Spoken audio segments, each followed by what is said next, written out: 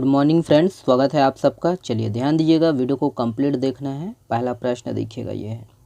देखिए, छत्तीसगढ़ में कौन लगातार 8 घंटे तक तैरकर गोल्डन बुक ऑफ रिकॉर्ड में स्थान बनाया है? ऑप्शन है यहाँ पर देखिएगा। करेक्ट आंसर है दोस्तों ऑप्शन नंबर बी है, चंद्रकला ओझा जी। ध्यान दीजिएगा, ऑप्शन बी सही है।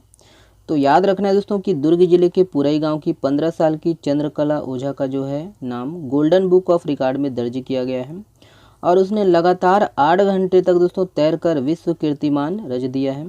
और याद रखिएगा कि मुख्यमंत्री जी ने 2 दिन पहले ही गांव में जो है खेल अकादमी खोलने की घोषणा की है।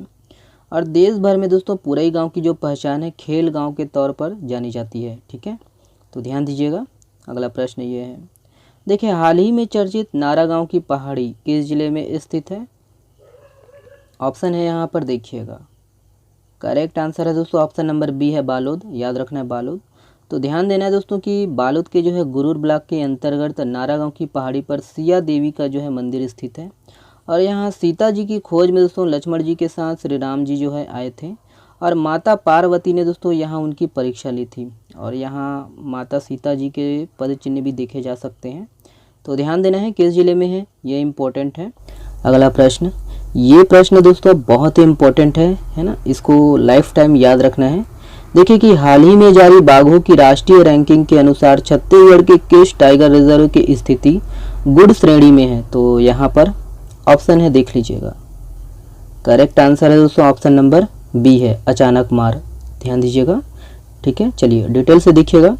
याद रखना है कि पीएम नरेंद्र मोदी जी ने दोस्तों है ना भारतीय बाघ गणना की जो है रिपोर्ट में देश भर में टाइगर बढ़ने के आंकड़े जारी किए हैं। और इसके अलावा दोस्तों देश भर के जो है 51 टाइगर रिजर्व की रैंकिंग भी जारी की गई है। ध्यान दीजिएगा।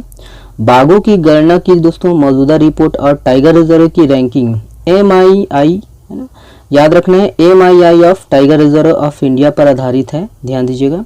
इस रिपोर्ट को दोस्तों रैंकिंग के अनुरूप 4 श्रेणियों में बांटा गया है। ध्यान दीजिएगा कि इसमें जो है एक्सीलेंट है, वेरी गुड है, गुड और फेयर है। याद रखना है।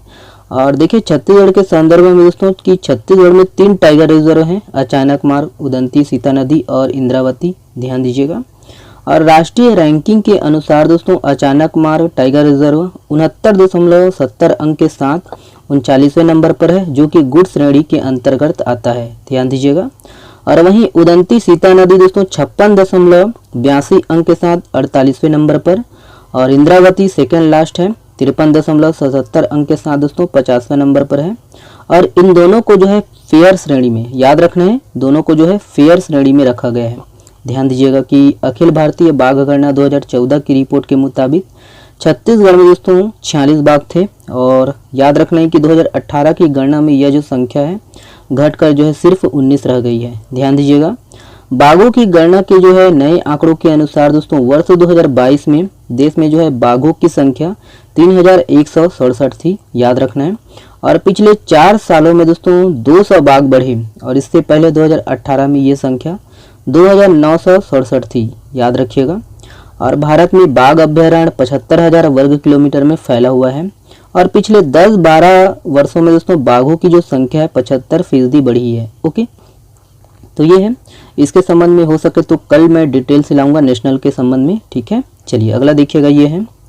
देखिए, छत्तीसगढ़ में किस मछलियों के मत्स्य बीज उत्पादन, संवर्धन एवं है ना पालन को प्रतिबंधित कर दिया गया है? तो यहाँ पर ऑप्शन है, देखिएगा। बड़ा ही खतरनाक मछली है ये, है ना। तो ऑप्शन देखिएगा। करेक्ट आंसर है ऑप्शन नंबर सी है। ठीक है, याद रखना है एक्सोटिक मांगुर और बिग हेड। ठीक है, तो ध्यान दीजिएगा। इंसान को अगर मारकर फेंक दें तो इसको भी ये खा लेते हैं। ध्यान दीजिएगा, मांसाहारी मछली है। देखिए कि छत्तीसगढ़ शासन मछली पालन विभाग द्वारा दोस्तों प्रदेश में एक्सोटिक मांगुर और आपका बिग हेड, इन मछलियों के जो है मत्स्य बीज उत्पादन, मत्स्य बीज संवर्धन और पालन को याद रखना है प्रतिबंधित कर दिया गया है। ठीक है, याद रखना है। और इन मछलियों का जो है परिवहन, आयात और विपणन भी प्रतिबंधित कर दिया गया है। ध्यान दीजिएगा।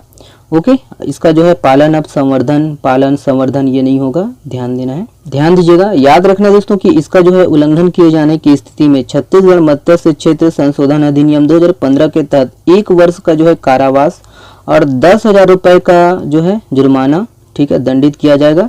या फिर दोनों से ही दंडित किया जा सकता है। ठीक है, तो ध्यान देना है इसको।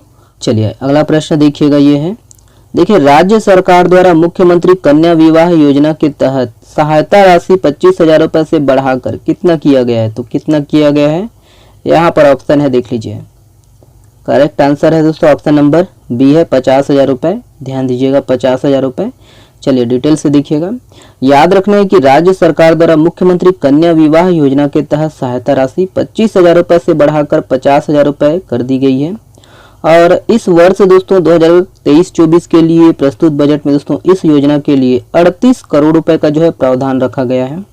और राज्य सरकार ने दोस्तों इस योजना के तहत राशि में 2 बार वृद्धि की है। वर्ष 2019 में है ना, विवाह अंतर्गत दिए जाने वाली जो है अनुदान राशि 15,000 रुपये, इससे बढ़ाकर 25,000 रुपये कर दिया गया था। और ये राशि अब 50,000 रुपये कर दिया गया है। ध्यान दीजिएगा। याद रखना है कि आर्थिक परेशानियों के चलते दोस्तों बेटी का जो है विवाह कठिन हो जाता है, और इस परिस्थितियों में राज्य सरकार मुख्यमंत्री कन्या विवाह योजना के तहत बेटियों के विवाह के लिए सहायता करती है। और इस योजना की जो शुरुआत है 2005-06 में की गई थी। ध्यान दीजिएगा। और महिला एवं बाल विकास विभाग द्वारा दोस्तों इस योजना का जो है संचालन किया जा रहा है। ठीक है, ध्यान देना है। यह वाला प्रश्न आप लोगों के लिए है। इस प्रश्न का जवाब आप लोग को देना है कमेंट्स बॉक्स में। राज्य महिला उद्यमिता नीति कब से कब तक के लिए लागू की गई है? तो यहाँ पर ऑप्शन है, देखिएगा, और इसका जवाब आप लोग को देना है कमेंट्स बॉक्स में। चलिए बहुत बहुत धन्यवाद। इसका PDF आप हमारे टेलीग्राम चैनल से डाउनलोड कर सकते हो। वीडियो को देखने के लिए बहुत बहुत धन्यवाद, शुक्रिया।